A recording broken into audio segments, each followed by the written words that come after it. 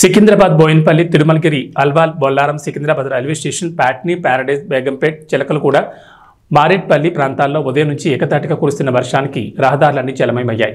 ఎడతెరిపి లేకుండా కురుస్తున్న వర్షానికి రహదారులపై నీరు నిలిచిపోవడంతో వాహనదారులు పాదచారులు తీవ్ర ఇబ్బందులు ఎదుర్కొంటున్నారు.